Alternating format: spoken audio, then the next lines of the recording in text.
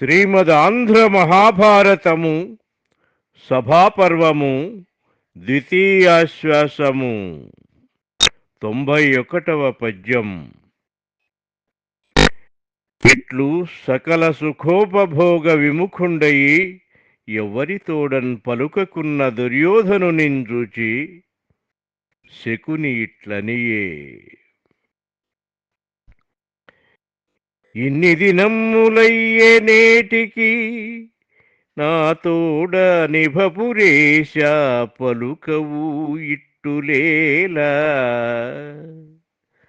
నీ ముఖంబు దీర్ఘ నిశ్వాస ధూమ సంహతులంజేసి కలుషమైన యదియో. ఓ హస్తినాపుర రాజా దుర్యోధన, ఇన్ని రోజులుగా నీవు నాతో ఎందుకు మాట్లాడడం లేదు? ఎందుచేత నీ ముఖం ఈ విధంగా వేడి నిట్టూర్పులతో మలినమైపోయింది? వేడి నిట్టూర్పులు వెలితికి చిహ్నాలు, వేదనకు సూచికలు. ఇభపురేశ అనే సంబోధన నీవు హస్తినాపురాధీశ్వరుడివి కదా, నీకేమి కొరత? ఎందులకి నిట్టూర్పులు? ఏమి నీ వేదన? తప్పక చెప్పు అని తరచి అడిగేదిగా ఉంది. నాకెరిగింపుము దీనిన్ అనేకగ్రతన్ పొందనేలా. ఏనుండగా అవ్యాకుల భవత్ ప్రతాప నిరాకృతులు ధరిత్రిలోని రాజులు నీకున్. నీ దుఃఖ కారణాన్ని నాకు చెప్పు. నేనుండగా నీవు చింతించడమెందుకు? భూమి మీద రాజులంతా నీ స్థిర పరాక్రమం చేత అణచివేయబడిన వాళ్లే కదా. ఇంత సంతాపింపనేలా అనిన ఆ శకునికి దుర్యోధనుండిట్లనియే. దుర్యోధనుని దురాలోచనము. నీవును చూచితి అట్టి సభనేని వినంబడదేయుకంబులం. భూవలయంబులో నది అపూర్వము సర్వమనోజ్ఞము ఇష్టభోగావహము. ఏ క్రియన్ బడసనయ్యా మహాత్ముడు దాననేమి సంభావిత భాగ్యుడయ్యను. ప్రభాకర తేజుడు ధర్మజుండు ఇలను.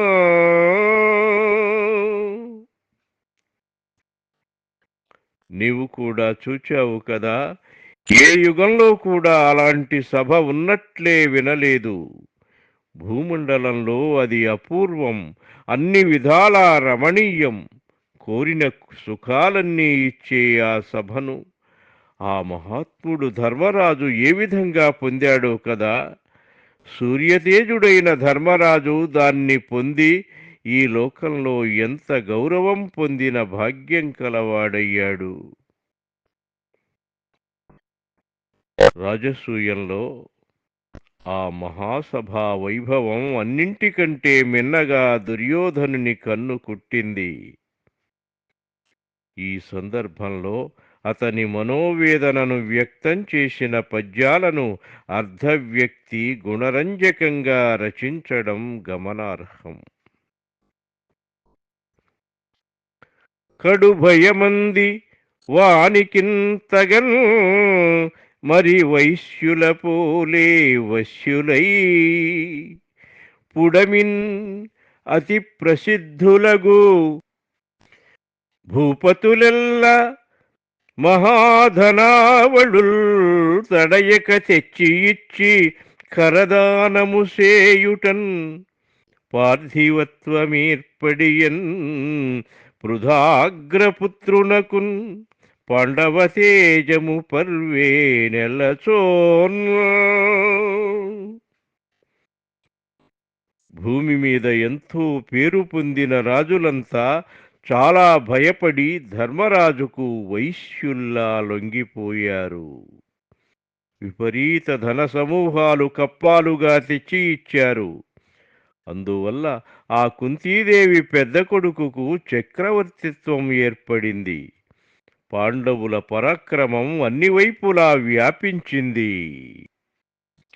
ఆ మయసభా వైభవం తరువాత దుర్యోధనుని కన్ను కుట్టించినవి వివిధ దేశాధీశ్వరులు ధర్మజునికి తెచ్చి ఇచ్చిన ధనరాశులు. ఆయన చక్రవర్తిత్వం, పాండవుల పరాక్రమం, వైశ్యులు వాణిజ్య వ్యాపారాలు వృత్తిగా కలవారు.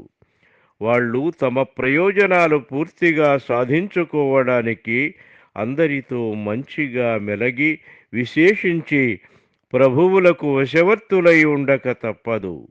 అందుచేతనే వైశ్యుల పోలే వశ్యులై అనడం జరిగింది. యాదవు చేతి చక్రము భయంకరమై శిశుపాలమస్తకచ్ఛేదము శశినన్ ఖడున్ ప్రసిద్ధులు సురులునైన రాజులు అయ్యాదవు ముందట జయ జయధ్వనులిచ్చిరిగాని వాని శౌర్యోదయ వృత్తి కట్టెదురనోపర ఎవ్వరు విక్రమింపగలా.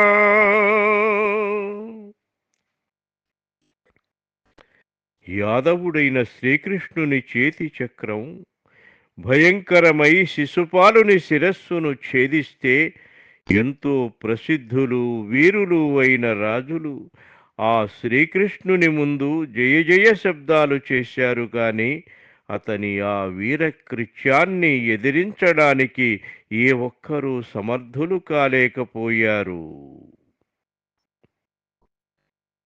దుర్యోధనుడు ఒకటికి 2 మార్లు యాదవ పదాన్ని ప్రయోగించింది శ్రీకృష్ణుని కులాన్ని ఎత్తిచూపడానికి. అతుల పరాక్రమార్జితములైన ధనంబుల పేర్మించేసి ఉన్నతమగుచున్న పాండునరనాథ తనూజుల లక్ష్మీ నాక సమ్మతమైసు వెలింగే వినుమాతుల మనధనాఢ్యుడైన భూపతి సహింపనోపునే సపత్నుల వృద్ధియు ఆత్మహానియు.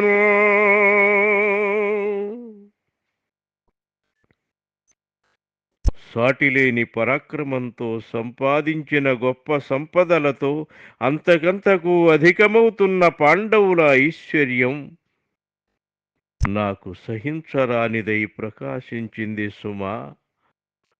ఓ మేనమామ శకుని విను, అభిమానధనుడైన రాజు దాయాదుల అభివృద్ధిని తన తగ్గుదలను సహించగలడా? ఇది దుర్యోధనుని ఈర్ష్యకు అద్దం పట్టే పద్యం. ఏమి చేయుదము? పాండవుల లక్ష్మి ఎవ్విధంబున మనకు అపహరించుకొననగు అనిన దుర్యోధనునకు శకుని ఇట్లనియే. దీనికి ధృతరాష్ట్రునను జ్ఞానము వడయుడును మనకు సమకూరు ధరిత్రీనాథ భవదభిప్రాయానుగుణైశ్వర్యమతిశయంబుగన్ ప్రీతిన్.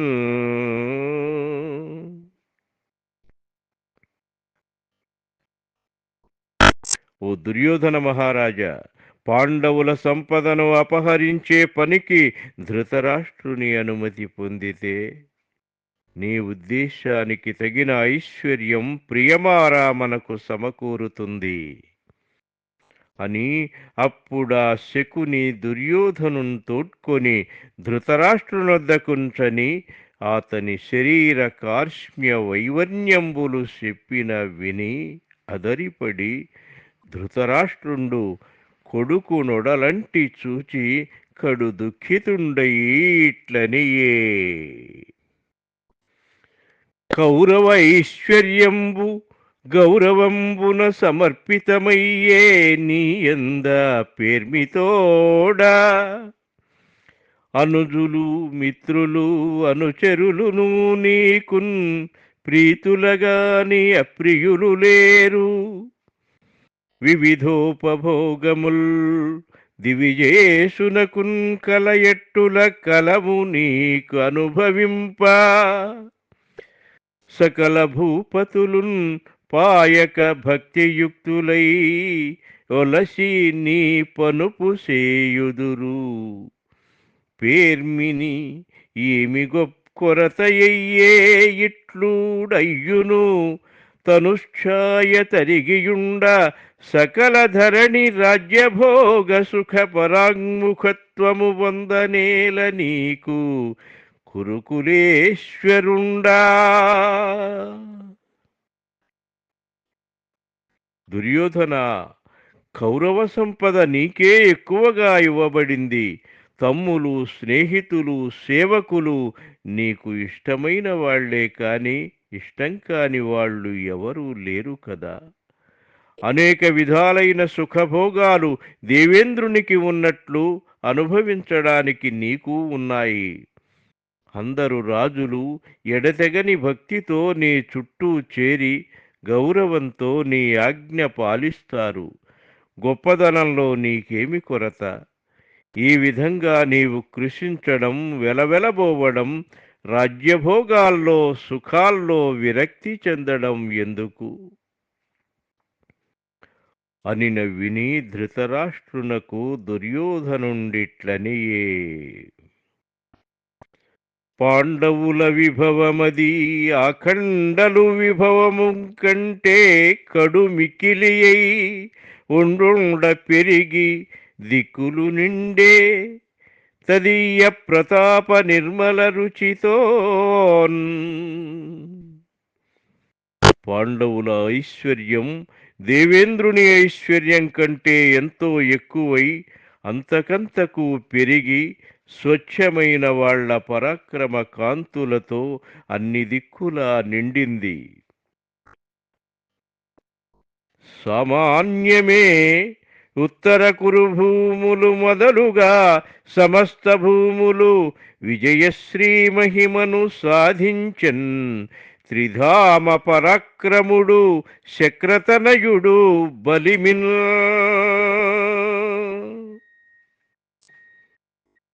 విష్ణుమూర్తితో సమానమైన పరాక్రమం గల అర్జునుడు తన బలంతో ఉత్తర కురుభూములు మొదలుగా సమస్త దేశాలను జయించాడు. ఇది సామాన్యమైన విషయమా? సఖ్య సంబంధముల చేసి చక్రధరుడు ద్రుపదుడును తక్కిన నృపతులెల్లా అరియుబెట్టని వారు లేరు అఖిల జలధి వలయిత క్షోణిలోన్ పాండవులకున్ ప్రీతి.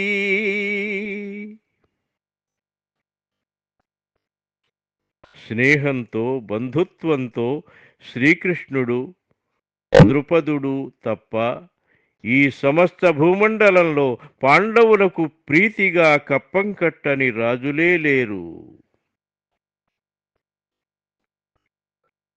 శైల కానన ద్వీప విశాలమైన వసుమతీ చక్రమంతయు వారి వశమా ఏనునొక రాజసుతుడనై ఎట్లు దీనిన్ చూడనోపుదున్ ప్రాభవశూన్యునట్లు. కొండలతో అడవులతో ద్వీపాలతో విశాలమైన భూమండలమంతా పాండవుల అధీనమయ్యుండగా నేనొక రాజకుమారుడినై అధికారం లేని దీనుడిలా దీన్ని ఎలా చూడగలను? నన్ను రత్న పరిగ్రహణంబునందు పాండవుండు నియోగించెన్ పార్థివేంద్ర సర్వరత్నాకరైక ప్రశస్త రత్నపుంజములకు ఆస్పదము ధర్మపుత్రు గృహము. ధృతరాష్ట్ర మహారాజా, ధర్మరాజు నన్ను అందరూ కానుకలుగా తెచ్చి ఇచ్చిన రత్నాలు అందుకోవడానికి నియమించాడు. ఆ ధర్మజుని ఇల్లు అన్ని సముద్రాల్లోని శ్రేష్ఠ రత్నాలకు నిలయం. యజ్ఞదీక్షితుడైన ధర్మాత్మజునకు గౌడ కాంభోజపతులు అనేక ప్రకార వర్ణ కంబళములు సుఖవర్ణ వాహనివహములు తెచ్చి ఇచ్చిరి నిమ్మితోడా. యజ్ఞదీక్ష వహించిన ధర్మరాజుకు గౌడ కాంభోజ దేశాధీశులు రకరకాల రంగురంగుల కంబళ్లను చిలుకవన్య గుర్రాల సమూహాలను తెచ్చి ఇచ్చారు.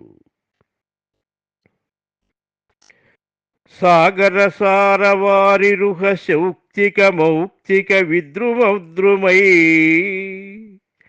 లాగురు చందనంబులు ప్రియంబున నిచ్చిరి తెచ్చి ఉన్నత శ్రీ గుణయుక్తిమై పరగు సింహళ కేరళ చోళ పాండ్య దేశాగత రాజపుత్రులు మహాగుణశాలికి అజాత వైరికిల్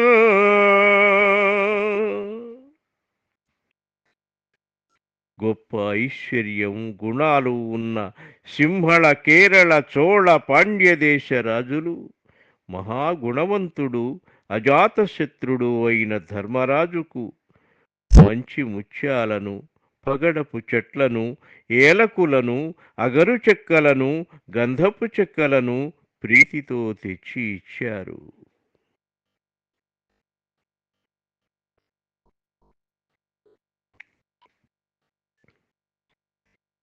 నన్నయ్య అక్షర రమ్యమైన శైలికి ప్రసాదగుణ రచనకు ఈ పద్యమొక చక్కని ఉదాహరణ. సాగరసార ప్రియంబుననిచ్చిరి తెచ్చి అనే సుదీర్ఘ సమాసాన్ని చదివినంతనే అర్థం వివరంగా తెలియకున్నా ఏవో గొప్ప గొప్ప వస్తువులను విస్తారంగా తెచ్చి ఇచ్చారనే భావం మాత్రం పాఠకునికి స్ఫురిస్తుంది. పాశ్చాత్య సాహిత్య విమర్శకులు దీనినే సౌండ్ ఎకోయింగ్ ద సెన్స్ అంటారు. మందిత సూర్యరశ్మి రుచి మన్మణిహారచయంబుతో కటశ్యంది సుగంధి దాన జల సంపదను పెడువాని దేవకీ నందడు నిచ్చే ప్రీతిన్ 14,000 గజంబుల జనానందన కీర్తి అయిన యమనాథ తనూజునకు ఇష్టమిత్రుడై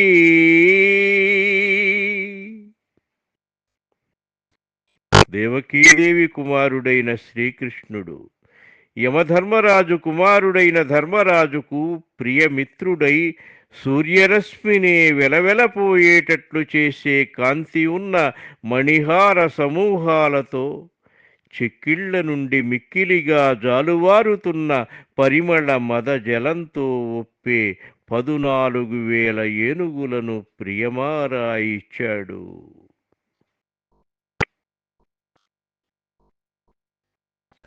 హరియును కిరీటియును ఒండురులకభీష్టములు సలుపుచుండుదురు అందయిరువురు నేకాత్ములు జనశరణ్యులు ఉత్తములు నిత్య సాంగత్యమున ఒకే మనస్సు కలవాళ్ళు జనులంతా శరణు వేడదగిన వాళ్ళు ఉత్తములు అయిన కృష్ణార్జునులు రాజసూయంలో ఒకరికొకరు ఇష్టమైన పనులు చేస్తూ అగుపించారు. మరియు అయ్యుధిష్ఠిరునకనురక్తుండయి విరాటుండు 2,000 గజంబులనిచ్చే ద్రుపదుండు 1,000 గజంబులను 10,000 హయంబులను 14,000 విలాసినీజనంబులన్ 10,000 దాసీగృహస్థులను ఇచ్చే కురు కుకురోలూక కేకయ కాశ్మీర కాంభోజ గాంధార మద్ర ద్రవిడ మగధ మాళవ కళింగ అంగ వంగ బంగాళ గౌడాంధ్ర కేరళ కోసలాది మహీపతులును ప్రాగ్యోతిషంబున భగదత్తుండును మరుకచ్చ నివాసులును ఛేదిపతులును ఆజానేయ బాహ్లిక హూణ పారసీయ దేశంబులన్ గల హయంబులన్ పర్వత నిభంబులైన ఇభంబులను దివ్యాంబరాభరణ భూషితంబులైన యోషిత్ సహస్రంబులను అపరిమితంబులైన అజావి గోమహిషంబులను హిరణ్యరత్న రజత కంబళాంబరాదులన్ ఇచ్చిరి. మరియు మేరు మందర మధ్య కీచక వనవాసులైన కుళింద పారద బర్బర తురుష్క టెంకణ కొంకణాధిపతులును వశగతులై హిమశైల రామదేశంబున కురుదేశంబులైన కౌసుమ క్షౌద్ర పాత్రంబులను దివ్య ఔషధంబులను ఇంద్ర నీలేంద్ర గోప పిక చంద్ర మయూర కీర వర్ణ తురంగంబులను సౌవర్ణ కీటజ పట్టజ అండజ శయ్యలను నిశిత దీర్ఘ నిశృంశంబులను మణికాంచన ఖచిత గజదంతమయ శిబికాసనంబులను ఇచ్చిరి. వాసవసఖుండైన గంధర్వపతి చిత్రరథుండను వాడు నన్నూరు గంధర్వహయంబులనిచ్చే. తుంబురుండును గంధర్వుండు 100 హయంబులనిచ్చే.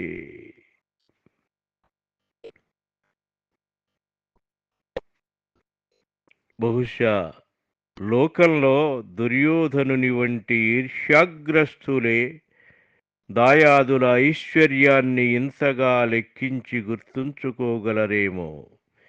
దేశాల పేర్ల విషయంలో కొన్ని ప్రతుల్లో భేదాలున్నాయి.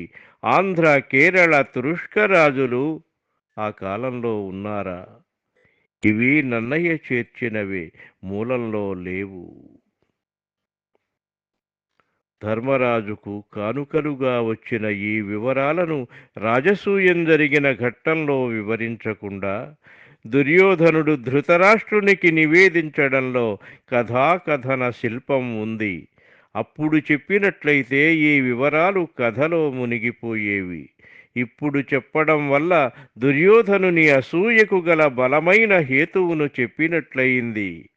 ధర్మరాజు కావాలని దుర్యోధనునికి బహుమతులు స్వీకరించే బాధ్యత ఎందుకు ఇచ్చాడో తేటతెల్లమైంది. ఆత్మీయుడైతే దుర్యోధనుడు ఆ సంపదను చూచి హర్షించేవాడు. దాయాది అసూయాగ్రస్తుడు కావడం చేత భరించలేకపోతున్నాడు. ఈ వివరాల వల్ల పాండవుల ఔన్నత్యం, దుర్యోధనుని దుష్టత్వం ధ్వనిస్తున్నాయి. మరొక విశేషం, ధర్మరాజు మాయాద్యూతంలో సంపదలను కోల్పోయినప్పుడు ఈ వివరాలు ఇవ్వవలసిన అవసరం కూడా తప్పింది. ఇదంతా నన్నయ్య కథను చెప్పడంలో సాధించిన అర్థ సంయోజనం.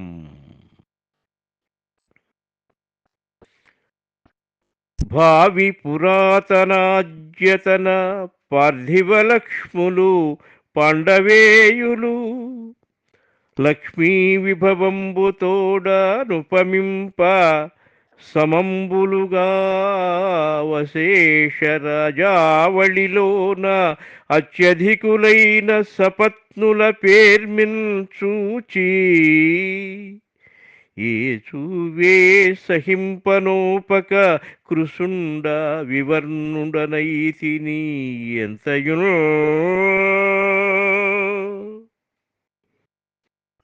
భూత భవిష్యద్వర్తమానాల్లోని రాజుల ఐశ్వర్యాలేవి ధర్మరాజు ఐశ్వర్యాతిశయంతో పోల్చడానికి సమానాలు కావు. సకల రాజసమూహంలో మిక్కిలి గొప్పవాళ్లైన దాయాదుల అతిశయం చూచి ఓర్వలేక నేనెంత కృషించానో, ఎంత కళావిహీనుణ్ణి అయ్యానో చూడు. ఇది దుర్యోధనుడు తన అసూయను స్పష్టం చేసిన పద్యం. అసూయ కర్రకు అంటుకున్న నిప్పు లాంటిది. అది ఎదుటి వాళ్లను కాల్చే మాట ఎలా ఉన్నా మొదట ఆ కర్రను మాత్రం కాల్చక మానదు. దుర్యోధనుడు కృషించడం, వెలవెలపోవడం ఇలాంటిదే. ఈ పద్య రచనలోని దీప్తరసత్వం, ఔజ్వల్యం, కాంతి గుణాన్ని కమనీయంగా రూపొందించాయి.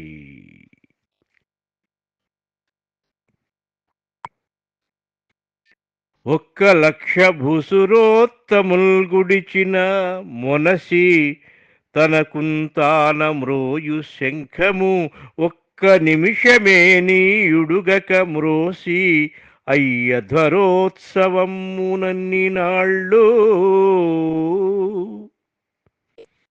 1,00,000 మంది బ్రాహ్మణ శ్రేష్ఠులు భోజనం చేస్తే తనకు తానై మ్రోగే శంఖం ఆ రాజసూయ మహోత్సవం జరిగినన్ని రోజులు ఒక్క నిమిషమైనా ఆగకుండా మ్రోగింది.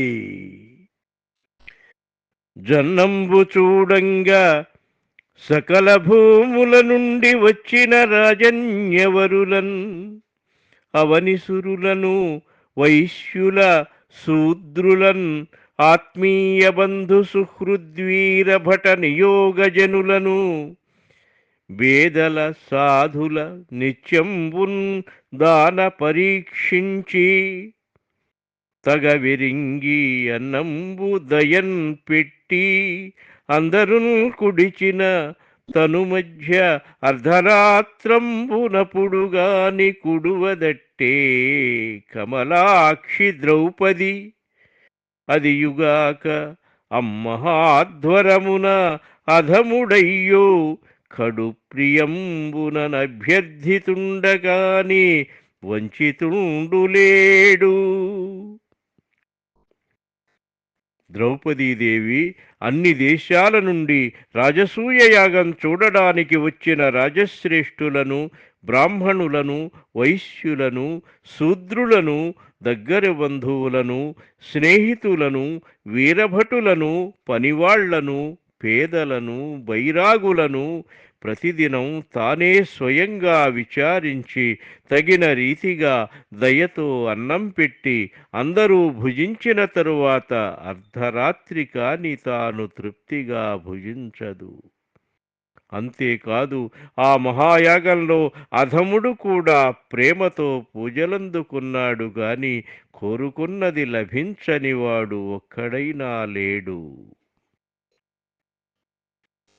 రాజసూయంలో జరిగిన అన్నదానం, ఆ అన్నదాన కార్యనిర్వాహకురాలిగా ఆ ద్రౌపదీదేవి వెలిగిన వెలుగు దుర్యోధనునికి కన్ను కుట్టించాయి. మిత్రుడు అభిమానంతో చేసే ప్రశంస కంటే శత్రువు అసూయతోనైనా చేసే ప్రశంస సత్యమైనది, ప్రశస్తమైనది. ధరణి హరిశ్చంద్రుడు భాసురయసుడై చేసి రజసూయంబని అదియున్ సరిగాదని ఏ వగతును సురుచిర విభవమునన్ పాండుసుతు యజ్ఞముతోన్. ఈ భూమి మీద హరిశ్చంద్రుడు గొప్ప కీర్తిమంతుడై రాజసూయం చేశాడు. కానీ వైభవంలో అది కూడా ధర్మరాజు చేసిన రాజసూయ యాగంతో సరిగాదని నేను చింతిస్తున్నాను.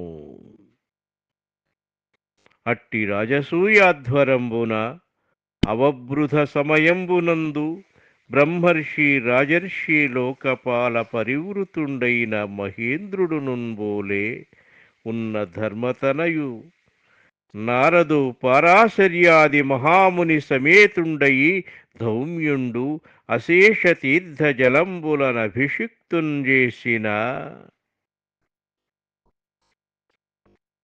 అభిషిక్తుడైన అయ్యమరాజసుతునకు సాత్యకి మౌక్తిక ఛత్రమొప్పపట్టే భీముండును పార్థుండు మణిహేమదండ చామరయుగధారులైరి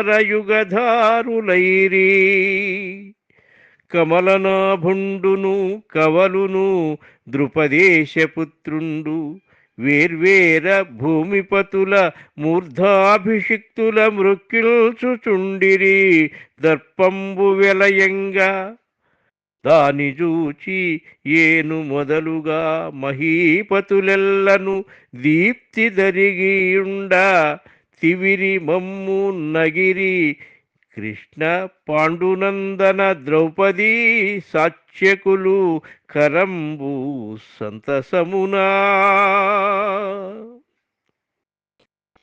రాజసూయంలో అభిషిక్తుడైన ఆ ధర్మరాజుకు సాత్యకి ముచ్చటగా ముత్యాల గొడుగు పెట్టాడు. భీమార్జునులు మణులు పొదిగిన బంగారు కాడలున్న చామరాల జంటను ధరించి చెరుక వైపు నిలిచారు.